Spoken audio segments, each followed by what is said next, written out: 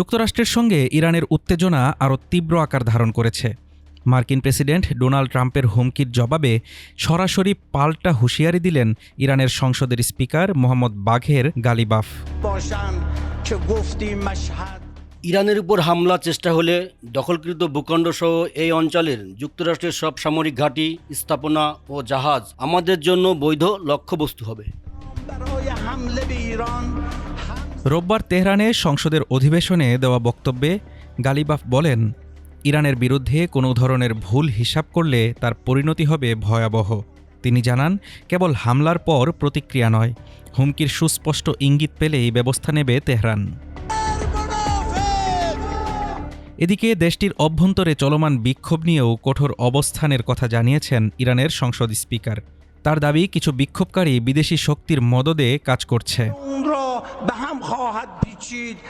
যারা বিদেশি স্বার্থে কাজ করছে তাদের সঙ্গে আমরা কঠোর ও সহিংসভাবে মোকাবেলা করব। গ্রেপ্তার ও অস্ত্রধারীদের সর্বোচ্চ শাস্তি দেওয়া হবে। গত ডিসেম্বরের শেষ দিকে তেহরানে শুরু হওয়া বিক্ষোভ ছড়িয়ে পড়ে ইরানের বিভিন্ন শহরে। অর্থনৈতিক সংকট, মুদ্রার অবমূল্যায়ন এবং জীবনযাত্রার ব্যয় বৃদ্ধির কারণে সাধারণ মানুষের ক্ষোভ থেকেই এই আন্দোলন শুরু হয়।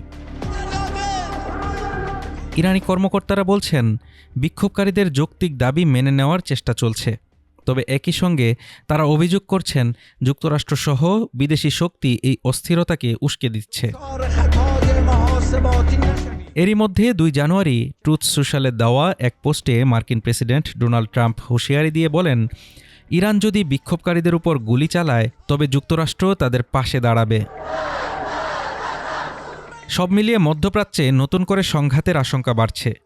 কূটনৈতিক সমাধান নাকি সামরিক উত্তেজনা, কোন পথে এগোবে ওয়াশিংটন ও তেহরান, সেটাই এখন বিশ্ব রাজনীতির বড় প্রশ্ন।